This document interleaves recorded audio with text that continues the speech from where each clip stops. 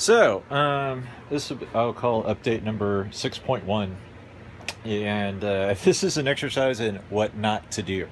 So I mentioned earlier taking this guy, which is remarkably easy to remove bits from, and with one-handed apparently, and using this to drive the lead screws or drive the back of the motor. And it actually works really, really well, as you can see in the previous video. The problem is this thing likes to get stuck.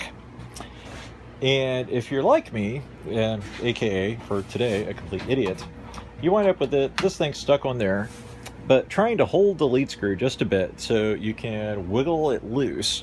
And you may accidentally hit the trigger while you're doing that. And then you might accidentally wind up with your thumb jammed between the top of this, the block back here that contains the bearing, or not the bearing, but the lead nut, and one of these little screws, which are conveniently enough pointed, there they are, one of these screws right here, pointed the wrong way.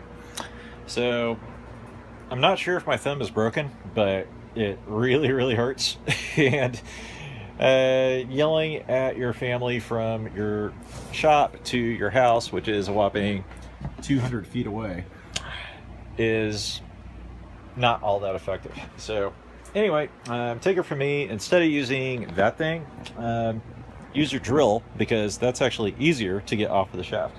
Another question that somebody asked me earlier today was if this spinning the motor generates any EMF that might go back and fry the electronics. And if you work on cars at all, then you probably know that this thing, that an electric motor running backwards, is very similar to an alternator. So the answer is, I don't know, but the motor appears to still work, so I'm not all that concerned about it. And thankfully, this thing's still not stuck. I also wound up sort of scoring, this thing does not autofocus, but sort of scoring the end of the shaft there, but the little flat part where the set screw connects still works pretty well. One other comment that I got via email is my shop always this messy?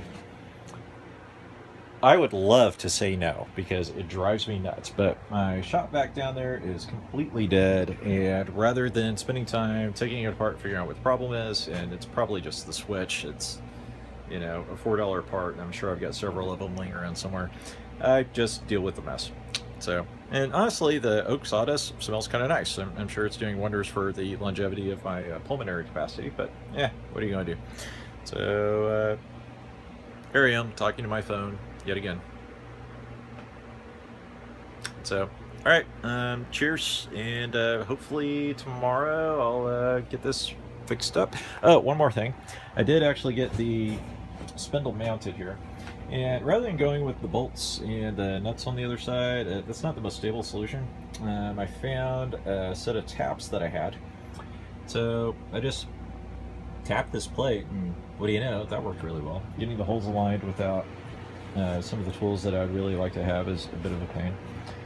But I also got this box of metric bolts off eBay for about 15 bucks, I want to say. It's a 600 piece set, and it's got a reasonably good selection. Some of them aren't really long enough for what I want to do, so I also got some M4 30 mil nuts here, and I think that was about 5 bucks, so not too bad. Oh yeah, that would be the weed eater trimmer string for the 4 hours today that I spent trimming my lawn. You may have seen it. It's a large lawn. It takes a while. So what I would rather be doing is working on this stuff. Oh yeah, rope. You never know when that's going to come in handy. Anyway, I'm rambling too much, but thanks for watching. If anybody is, I don't know, but it's fun to document, because then I can go back and look at the pictures later and see what the thing used to look like back when it worked. Anyway, cheers.